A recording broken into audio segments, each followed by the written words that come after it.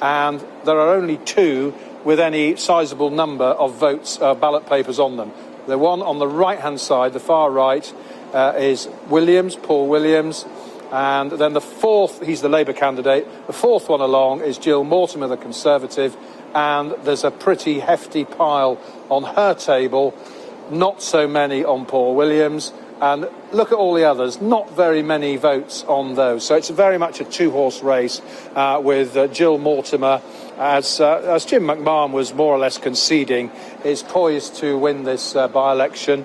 It'll be a stunning victory for the Conservatives, yet another Labour scalp in the so-called Red Wall, and there will be delight in Downing Street and the Tory High Command that this campaign has gone so well for them. And there will be dismay amongst the Labour High Command because this has been a pretty disastrous campaign for Labour. Critics will say they shouldn't have picked a pro-Remain former MP. Paul Williams was MP for Stockton South, lost his seat in 2019. Was parachuted in here, a short distance from Stockton South to Hartlepool, and clearly has failed to hold on to this seat. And there will also be criticism of the fact that Labour rushed into holding this on the same day as various other elections, Tees Valley Mayor, local councils and so on. There'll be an almighty inquest amongst the Labour Party. The National Executive, left-wingers on the Executive will be critical of, no doubt, not just the leader of the party, but the General Secretary. The Shadow Cabinet will no doubt have a heated discussion about it. The Parliamentary Labour Party.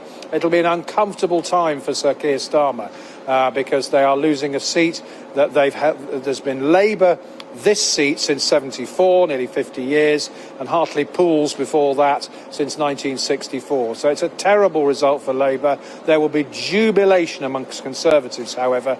Yet another Labour citadel, if you like, in the north of England, in the Labour heartlands, will have fallen to the Conservatives, along with seats like Blythe Valley, Darlington, Redcar, North West Durham, Bishop Auckland and so on. The so-called Red Wall. Well, the Red Wall is crumbling. Boris Johnson is on course, more or less, to demolish it because, make no mistake, this is a stunning victory. Labour will also be nervous. There's an election also this weekend for a new mayoral post in West Yorkshire.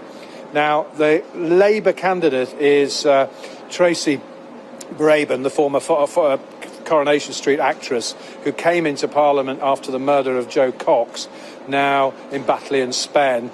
If she becomes the mayor of the new West Yorkshire mayoralty, there'll be a by-election there. And Labour will have the jitters about that seat as well, because during the last election, quite a lot of West Yorkshire seats, Labour only just held on because Nigel Farage's Brexit party stood. I'm thinking of seats like Yvette Cooper's in Castleford and Pontefract and Normanton. I'm thinking of MPs like Ed Miliband in Doncaster North, Rosie Winston, I think I'm right in saying, in Doncaster. A lot of those West Yorkshire seats came close to going as well because they were seats that voted heavily for Brexit in 2016. So things are not looking good for Sir Keir. His supporters, like Jim McMahon, argue that they are making inroads, they are starting their recovery. Sir Keir has said during this campaign that Labour had a mountain to climb. He also said he would carry the can.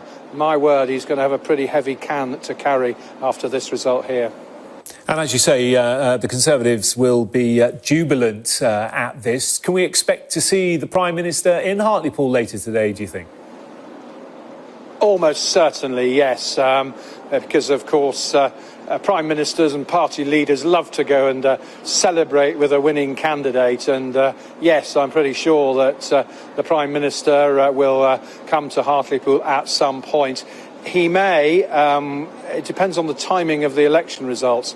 I want to congratulate Andy Street, the Tory candidate for mayor in the West Midlands, and Ben Houchin, the candidate for mayor in Tees Valley. Not quite sure the timing of those results, but he will want to come and bask in the glory of this victory. And I guess you might say really rub Labour's noses in it, because this is a personal triumph for the Prime Minister, who, of course, has proved to be a formidable campaigner. on Brexit, in the general election, and now here. This is the first by-election for a few years, actually. There just haven't been any.